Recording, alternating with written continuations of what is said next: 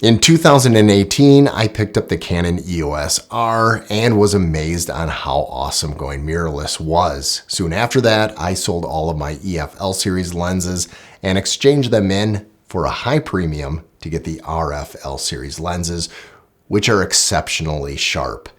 That being said, I have been looking back at my EF lenses and current ones that I do still own and have purchased over the last few months. And now it's making me think back to what my parents probably thought back, how the good old days were with those malt shops and the kids getting milkshakes after school. It feels good. Not so digital like this.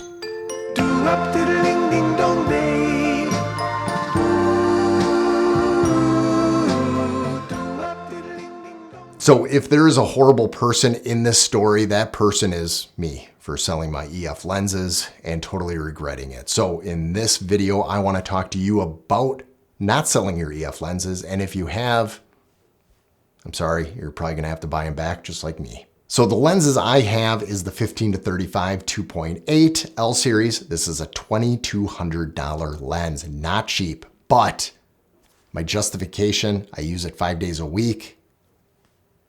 That's it. It's my job. I use this full time for my job.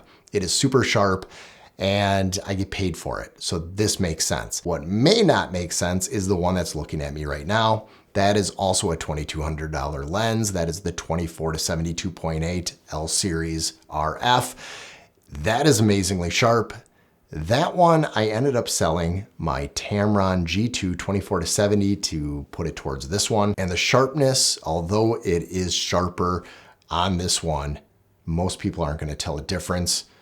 And that you can get for about $800, $900. And then there's this little dude that I just picked up. It's not an L series lens. It's a 1.8 50 millimeters, but if I could encourage you to get any native mount, it would be this one because it was $99. And if it's not on sale, it's $170 and it's still worth to get. A 1.8, super sharp, sharper than the EF version. So I would recommend this one. I will leave a link below where you can get this with a promo code for only $99. The sale should still be going on, but if not, the 170 is still a good deal. And then there's the Tamron 70-200 G2 2.8, and this is the one that started to make me think I made a huge mistake when it comes to selling my EF lenses.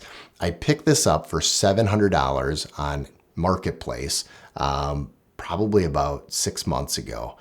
And this is a tack sharp lens. Now, the RF version of the 2.8 is about $2,700 to $2,800. Maybe you can get it used for about $2,500, $2,400. But again, this was used $700.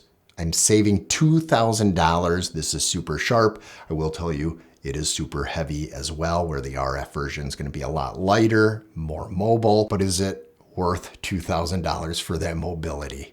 I don't think so. And there is a reason why you'd want to go with the EF version over an RF version. And it's these things. These are adapters to adapt your EF to RF mount. This is a speed booster. So this one will actually take your full frame and then speed boost it on, say, the R7, which is a crop sensor, and make it more look like a full frame and yet get it more light. So instead of a 2.8, it would be a 2. So you're getting more light, more shallow depth of field, and it gives you more options with those lenses when adapted on an APS-C. Then you have this adapter by Mikey, and Canon has its own version too, but this one you can pick up for about 60, 70 bucks. And it's got the control ring as well. So that's programmable right there. And you can get your EF lenses on there, program this to be more of the iris. So you're using your f-stops from this, or program it to just be ISO. Compared this to the RF 1.8 lens, which is super small, by the way, it's like the same size. It is a little bit heavier when you're looking at the speed booster because there's some glass in there that's pretty good and dense, but yes, you are adding some girth to your EF lenses onto the RF mount. But again, you're getting more versatility, and it's a lot cheaper. Another benefit with these adapters is there are some that have internal ND filters where you can actually do a variable ND filter, and therefore you don't have to put anything on top of the front of the glass. Regardless, you get a lot of options when it comes to these ND filters right on there, and with those speed boosters and with their control rings. There's a lot of options that these third parties are putting out there, and they're relatively inexpensive.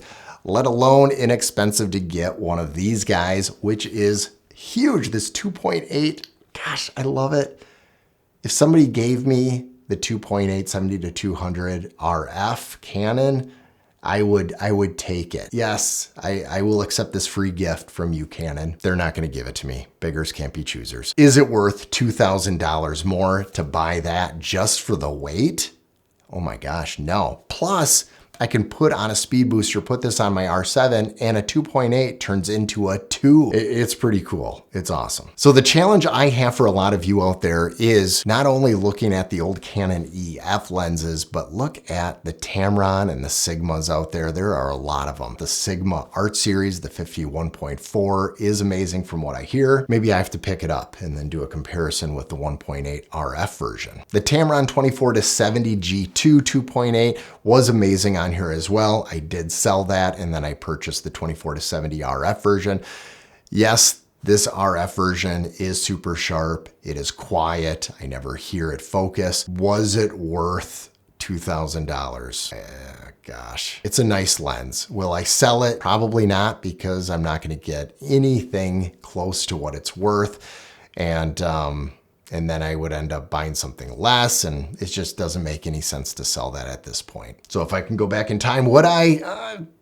Yeah, probably, I guess. I don't know. It was a write-off. It is really hard for me to say to not get the 24-70 RF because it is super sharp. I would actually be more inclined to get the 24-105 f4 because I don't necessarily need to be at 2.8, and that extra reach might be nice, and I would save a lot of money right there. I did a review on the 70-200, but you know what?